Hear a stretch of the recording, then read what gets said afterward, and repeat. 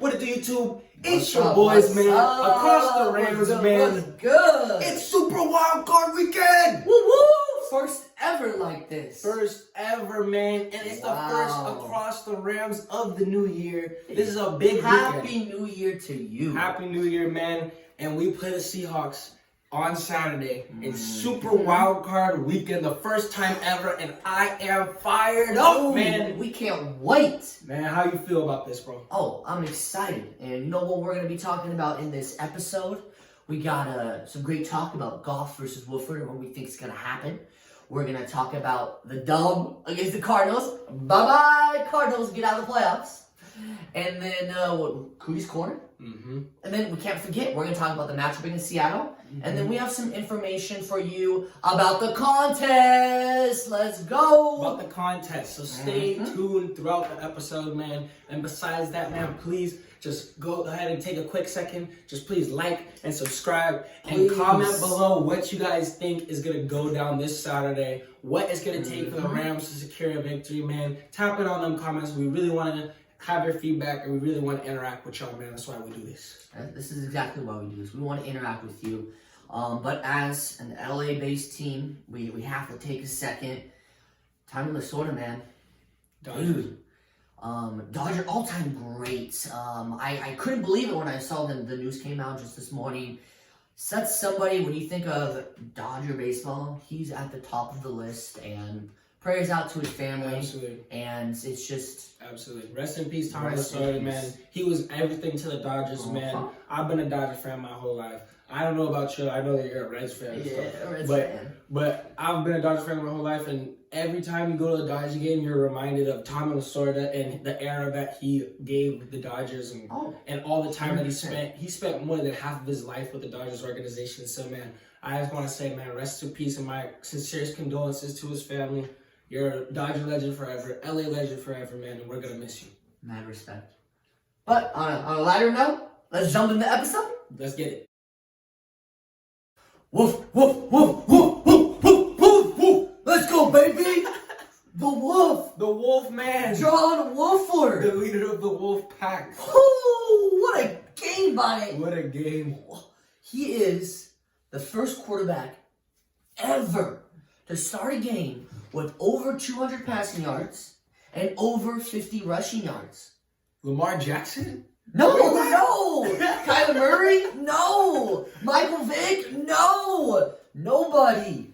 The Wolf Man. Damn. That's who. That was a great game to watch. A great game. That was fun, man. This is why we do it, right? This is why I do it. Those are fun games to watch. What'd you think of the game? I love the game. I was a little nervous at first, I'm not gonna lie. I was a little nerve-wracking the first two quarters, but that was for a playoff game. But once the Wolf got into his flow, once he got more used to the game, and once our defense locked in and stuff, bruh, that was a fun game, man. One of the most fun games I've had watching all year for sure. You wanna hear something crazy? What?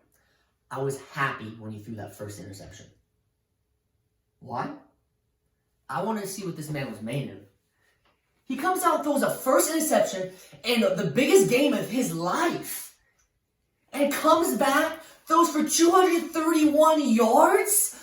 He went 22 for 38. Freaking a 74.7 QBR. Like, not bad. Hey, I mean, there's balls of steel right there, man. And that's what we were saying before the game. We're like, hey, he looks like he has some, like, he's cool, like, he's calm and he's collected. Like, does this guy have any nerves? Like, he's not nervous at all.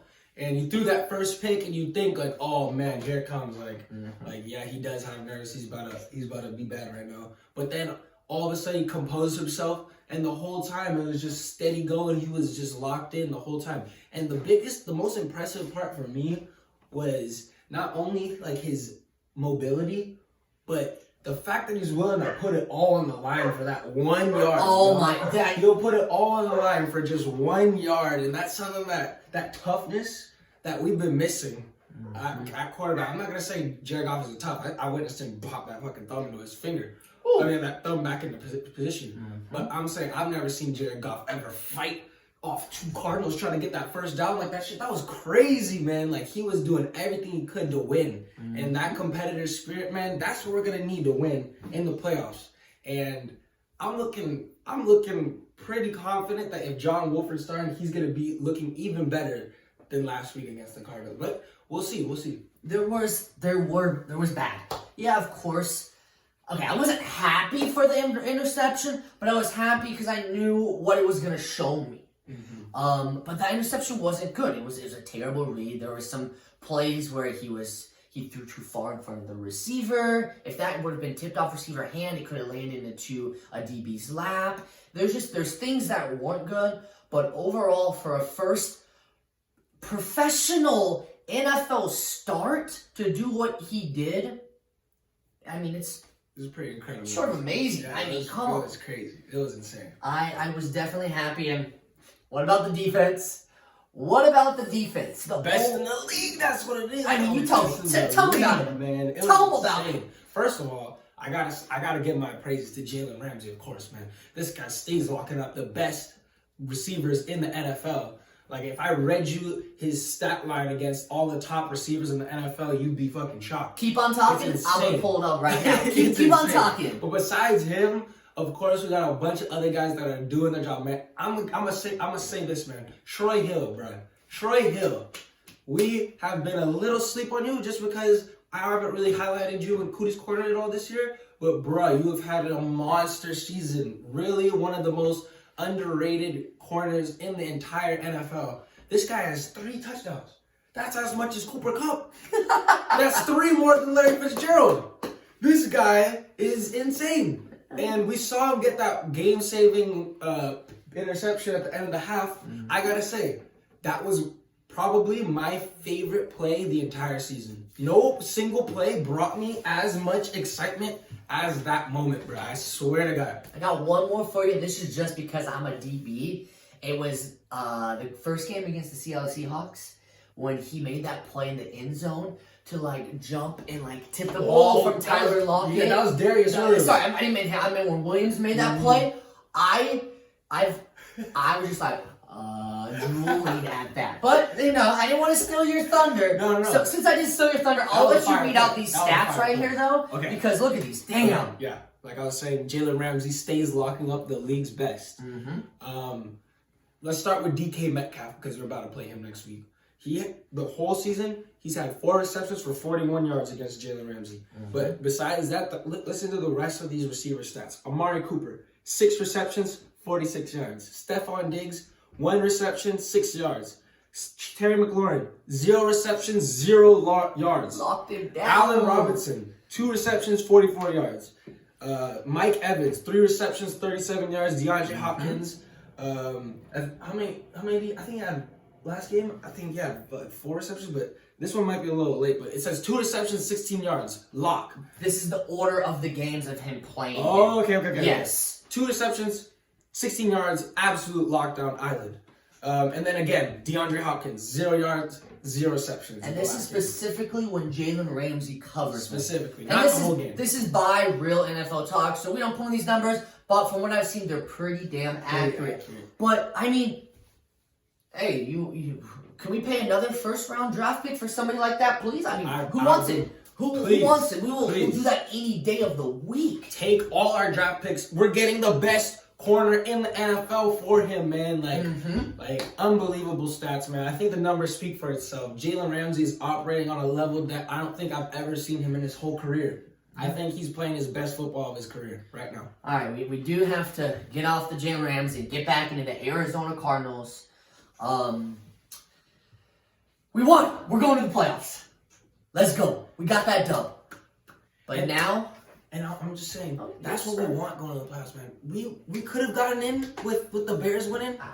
I mean, with the Bears losing. But we didn't want that, bro. Because we've been struggling in the last few games. That win is a great motivation for this playoffs.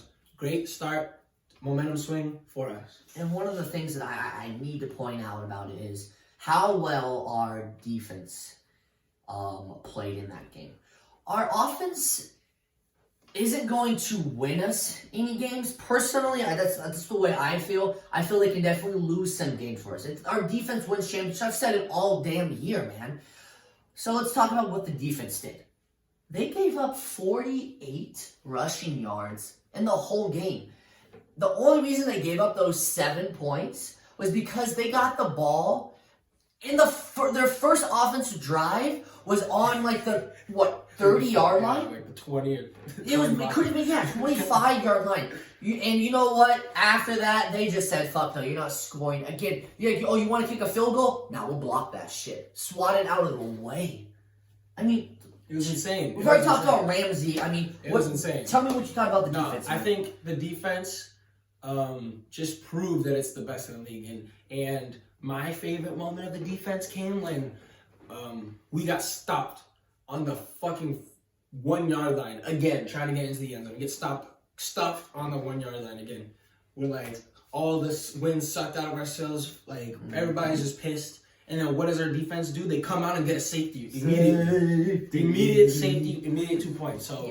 So just putting it all into perspective, our defense will always be there to bail us out and to do that. But in the playoffs, when you're playing Russell Wilson and stuff like that, we cannot allow our defense to have to do that for us. Yeah. But the great part about it is that our defense, no matter what, will always be there for us. And I think that speaks for itself. It speaks volumes to just how far our defense has come this year and how actually, like, they're elite, man. There's so many pieces. There's so many pieces to our defense that, bro, John Johnson, Troy Hill, Darius Williams, Aaron Donald, Jalen Ramsey. The list goes on. Sebastian Joseph Day. Brockers. Troy Reader. Bro, it keeps going. Michael Kaiser. Kenny Young. The list is crazy. Floyd. Leonard Floyd. And Fox. We can't even name all of them. That's how elite our defense is. It's crazy. You know, I saw this one stat. It was insane. It said Fox plays 33% of snaps. Okay. Guess how many sacks he has on the year? Oh, I don't know this one. 5. 7. Oh, shit. Yeah, only on 33% of snaps? 33% of snaps, he has 7 so, sacks. I mean, what, like the sack leader has like 18 or something? No, he has 15. TJ Watt. Yeah. He has 15. He has 7 on 33% of the snaps. That just shows how lethal our defense is. 100%. Yeah, no question about it. That's awesome. And then all of that is all just being led by Aaron Donald, of course. So no matter what happens, our defense is so deep and so skilled that I think we don't even have to worry about them at this point. I think it's going to be solid. It's all about if our offense is going to lose the game for us. But we know that's a concern. We're going to talk about it when we break down the Seahawks game. Do you have anything else about the Cardinals before we jump into there? Nope, I don't have anything else to say about the Cardinals, man. Besides, we whoop that ass and get on the playoffs. Yeah, sorry about that, y'all. We'll see y'all next year.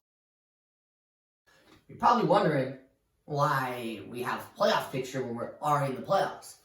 That's because we're giving away a jersey. Hey. You better have seen it so far. We're giving away a Cooper Kupp jersey, and we're doing that at halftime during the playoff game on Saturday. Halftime, y'all. Halftime. Yup. We doing it. We're gonna go live. We're gonna give away that jersey. You better hurry up and enter because it's almost there. It's Friday, 11 o'clock. We're a little under 24 hours away. So, 36 hours away? Something like that, whatever. I mean, it's been up for like a month at this point. I think we announced this about a month ago, and we thought we were about to get into the playoffs the next game. So, I think a lot of people have had a chance to see it. So, y'all, before we give it away, please go on our socials across the Rams, IG, Twitter. You will see the giveaway. We're just trying to give it to as many people as possible. So, y'all, tap into that.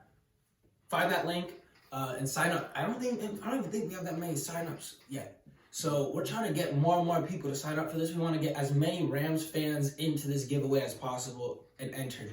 So make sure you go on those socials, go on that contest, because we want to give that jersey away to a real fan, a real fan. Rams fan that is gonna wear it every Rams game, man. Yep. We want a real fan to get it. So y'all tap in, follow all those socials, man, and we can't wait to send that to you. I'll put them right. I think it's gonna be like right there, somewhere right around there. Yep. All right. Well, you know what I'm excited to do right now? Break down this game. Let's break it down, baby. Did you know this about me? I'm very superstitious. So I went back. What did I wear in the first game that we beat them? I didn't wear a jersey. Just wore a normal shirt. So I'm wearing a normal shirt this week because in week 16 when we lost to them, I was wearing a jersey. I was wearing a Goff jersey. Do you see a Goff jersey anywhere around here? No way. I'm wearing my t-shirt and I got my jerseys hanging up. Hey, that's smart. I just had to start with that. That is smart. Because I am so superstitious. But let's start with the game. Yeah, man. Right off the bat, we're playing a divisional opponent. What do you think? I think we're a bad matchup for them. Woohoo!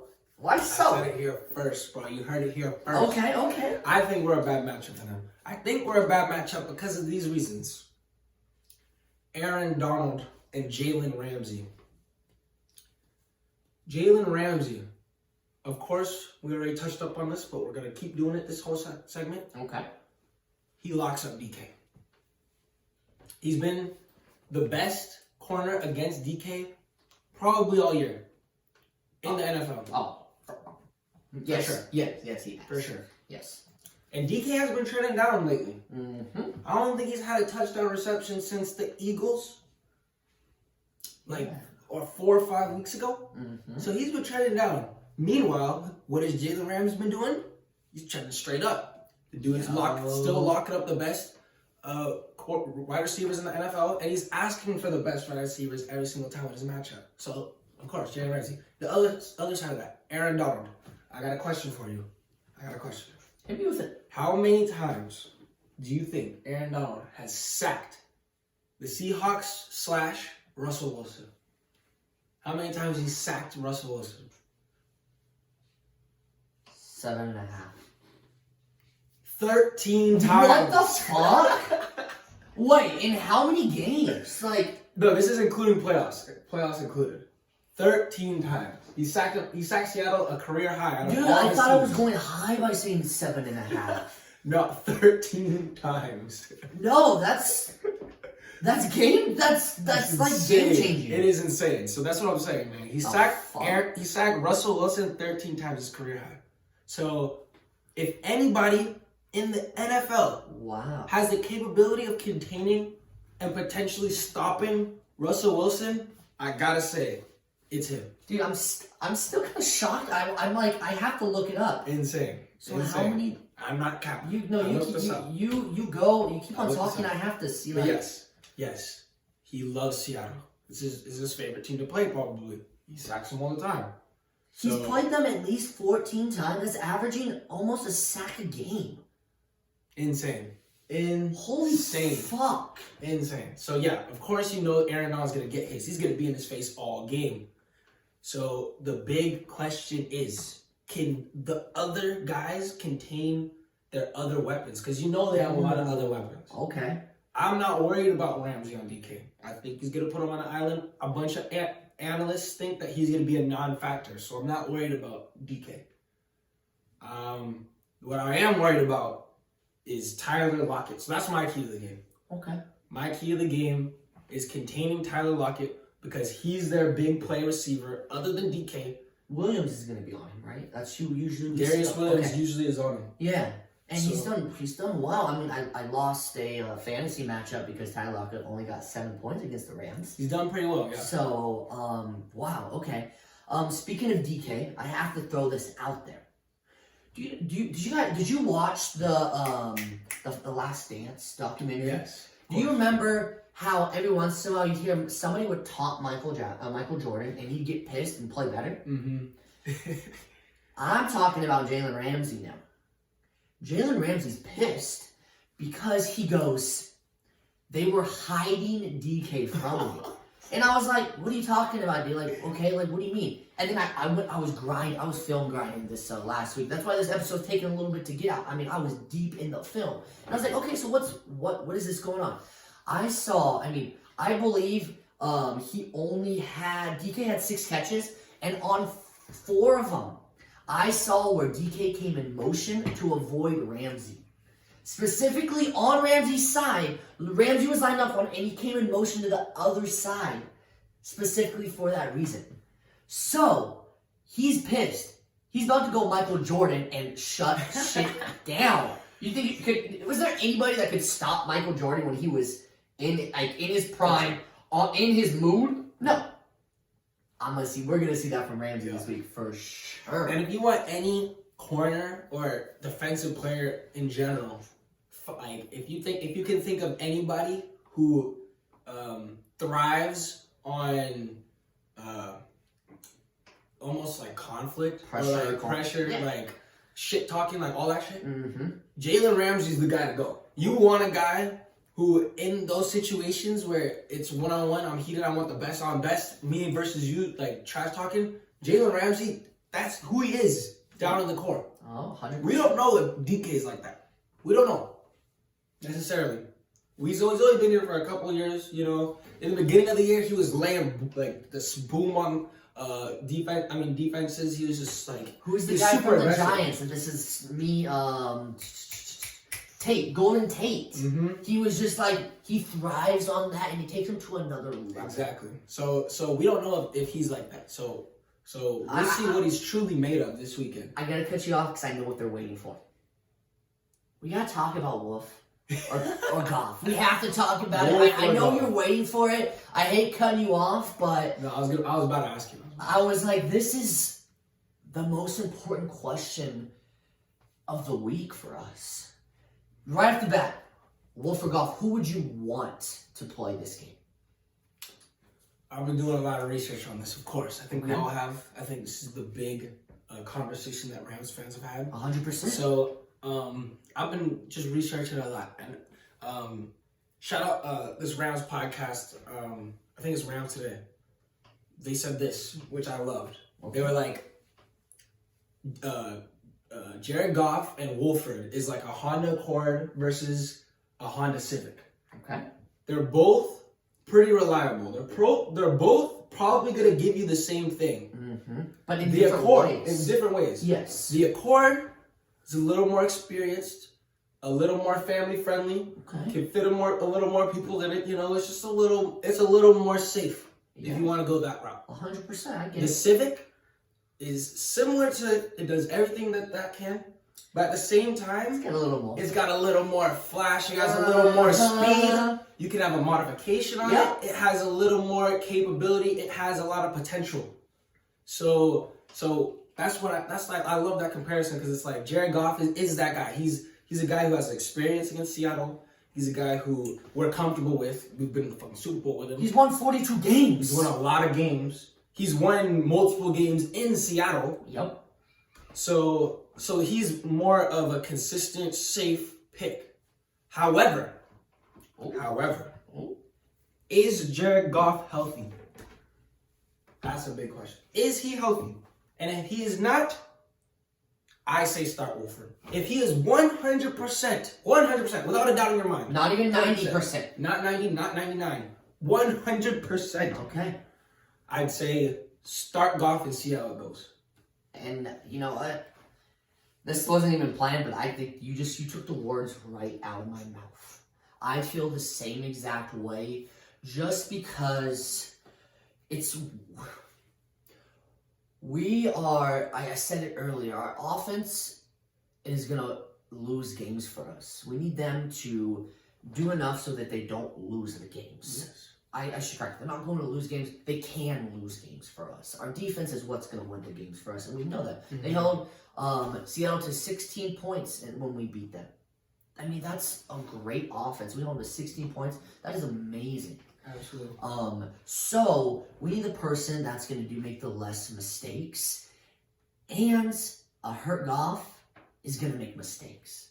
We're not going to doubt his arm ability or his arm talent. We're doubting up here up here is what he makes some bonehead mistakes, and if his throw is if he makes he's got out of so many bonehead mistakes because of his arm. So if it's a little bit hindered, they're going to lead to more mistakes, and we can't have that in offense. We can't be giving them the ball in our own. What was the only time the Arizona Cardinals scored a touchdown? When they were in the 25-yard line, 30-yard line. Come on, we can't have that. So, like you said, I agree. If he is 100% healthy, I say we start Goff. If he is not, I want to see what Wolf's got. Even if he's 90% healthy, I want to see what Wolf's got, because you know what? Suit Goff up. Have him on in the background. Personally, what I think is going to happen is they're going to take the easy way out, and they're just going to say that they're not going to come and say Wolf is the starter. They're going to say Goff is not healthy. And, and that's tough, but I would much rather them say Goff is limited and just suit him up so they can start Wolford. They just don't want to be like, there's going to be backlash no matter what happens if they lose, whoever they start. So they don't want to be like, oh, we started Wolford. You should have started Goff, the one that's won 42 games. You've got you all this, blah, blah, blah, blah, blah. So we'll see what happens. Yeah, no, for sure. And like you're saying, if he's hurt, and especially on his throwing hand, and he's already has the capability of making the same type of mistakes, or even more mistakes as Wolford, and he doesn't have that plan B mobility like Wolford has, no matter what happens, if shit breaks down the pocket, if shit goes bad in the pocket, if John Wolford's in the game, he could always have that capability of being able to scramble and just get out and just make something out of nothing, Jared Goff doesn't have that at all. And if the pocket collapses on Jared Goff, I don't know about you, but every single time I hold my breath because I'm scared that some shit's gonna happen, bro. Every single time that pocket collapses, I get scared because Jared Goff is stuck in there. He can't move. He can't get out of there. He's just and then he tends to make bad decisions when stuff like that happens. So 100%. Of course, I gotta say, Jared Goff doesn't have that plan B that Wolford has. And speaking of that plan B, I looked deep into the win and the loss. What was a major difference? Third down. We were 9 for 15 in the win and 9 for 19 in the loss. So we had more opportunities, and we still have the same amount of third down conversions, which means there's going to be a lower percentage. Well, what did we see from Wolford? He was able to extend those drives on those third downs because he can scramble and get a first down. Absolutely. And he's not afraid to take a hit to get a first down. And I think that is super important. And I just... Absolutely. We have to have that. Yeah, and we have to have that competitive spirit, especially in the playoffs. We need a guy who's willing to lay all on line for that extra yard. But, Wolford, I know you got guts. I know you got cojones. But going up against a guy like Jamal Adams, who's fucking lays the boom on niggas, man.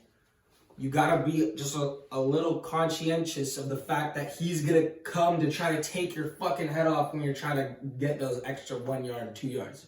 So especially in the playoffs, when it's even more physical and even more is on the line, you know that if you're going for that kind of shit, they're gonna be trying to take your head off. They were doing it last week against the Cardinals. It seemed like every single time he was diving, somebody was just hitting him, just trying to keep physicality on him, just trying to, get in his head, just like trying to, shake him up a little bit. But he showed great composure, and he showed that he can take those kind of hits, and that he can shake them off like nothing. 100%. That's actually one of my keys to the game is Jamal Adams. He is a force of nature, man. That is a young stud. I've said it before. He's a superstar safety. He's a super. I said it here on the pod that I was terrified when they traded for him. Yeah, it sucked. But if we can figure out how to make him a limited factor in the game, I think we're going to be able to be successful in this game. I personally think they will have Jamal Adams spying Wolford a lot in the game. So whether we need tight ends chipping him, running backs being head on a swivel to make sure to protect their quarterback, that is going to be super important. And when I say him, I meant if Wolford plays, Jamal Adams will most likely be a spy on him, following him around to try to limit his rushing ability. Absolutely. And besides Jamal Adams, the other best defensive player is Dunbar. Oh, yeah. He came over from Cincinnati. Came over from Cincinnati. He's been looking great in the second half of the season. Dude, on fire. And he's been one of the reasons that Cincinnati's defense is looking so good all about now. I'm not going to... Before the last Seattle game, we weren't too convinced. I got to say, at this point now, I gotta give credit to them. They're elite. They're an elite defense. Oh, 100%. So we gotta be ready for that type of physicality on the defensive end. He will be a big, important piece that we need to stop. But we also got the boy. He's back. The captain, El Capitan of our defense. I was waiting for you to mention it. Whitworth, man, he back, man. Yes, Whitworth sir. is back. And you knew before he got injured how good was our offense looking. They were blowing expectations like expectations. Bang! You can't even see it. That's how high it is. Boom, boom. Yeah, golf starting like 11 for 11 every game. Just like our offense just looked amazing. We were literally just not. We weren't even like at our full potential. We still look like one of the best offenses in the NFL. So just that alone, him coming back, that's huge for us. Huge. Not only just for his blocking capabilities, but for what he does on the leadership side of the ball, man. The dude is a leader. He's the captain of our offense. Oh, 100%. I would agree with you. So I'm super excited he's back, man. And something that I noticed in our game is how well in the win they were able to do on first down. And that ties directly into the offensive line. And now Woodford's back. I feel we're going to take another step forward in being able to get us to the second and short, and the third and short. So we have those opportunities to extend drives. We cannot have our defense on the field so often. They're great, but they're humans. They need to rest. Yeah. So having Woodford back is going to be tremendous for us. Absolutely. And don't forget, last time against Seattle, we didn't have Akers. We had Darrell Henderson. He did a great job. And he ended up getting hurt too. He ended up getting hurt. He did a great job subbing in for him. So now we have Akers and Malcolm Brown and a potential Wolford also causing a threat of the run. Mm-hmm. So that's big for us. We have to continue to hammer that run and like you said, like we need to make some positive yards on first down just so our seconds aren't too long, and then that'll lead to successful third down plays. Besides that, the other thing that I was also looking at before this game was what was I about to say? Well, I got something for you real fast. This is actually to me the most important part of the game. Do you want me to keep on going? No, keep going. So the most important part of the game for me is in the win versus the loss. What did we dominate them in week 10 versus week 16? The turnover battle. I'm looking at it right now. Russell Wilson had 2 interceptions and 1 fumble. That's 3 turnovers. And Goff only had 1 turnover, which was a fumble. If we win the turnover battle, I guarantee we're going to be advancing to the next stage of the playoffs. Absolutely. That's all the rest I have about the game. I have one more thing. The other big key to this game is stopping Chris Carson. In the win, Chris Carson didn't play. Yep. Let's not brush over that. He didn't play in the win. That's huge. So that's why Russell Wilson was forced to, do more of that game. Mm-hmm. But this last game, they had Chris Carson. He made a couple huge runs for them. 10 yards, 12-yard runs. He's a tank, on second and third down, that took a lot of wind on ourselves. So he's big for them. He's big for their offense. It keeps the oil in their gears. It keeps them running. So he's going to be big. So we have to stop him. We have to contain him. If we hold him, I'm saying this right now. Oh, I love it. If we hold him under 50 yards rushing, I think we'll win the game. I would guarantee it. He had 69 yards in the last I would game. guarantee it, but it's just Russell Wilson, Dude, I don't know, man. Sketch. You can shut down their top running back. Let's see. Looking at it right now, when Chris Carson played in Week 16, he had 16 of the total 24 carries. And that is including Russell Wilson's 3. So he had 16 of the 21 running back carries. So that means they solely rely on him. Mm-hmm. So if you can keep him under 50 yards, that means you're keeping the whole Seattle's team most likely under 100 yards. That is game changing. Absolutely, absolutely. And I think I know a couple of our linebackers that are up to stopping that. Yeah. That's what I'm Let's saying. go. And you know that they're going to be locked in on that matchup. They're going to say, hey, we're putting on you linebackers, you guys got to stop him.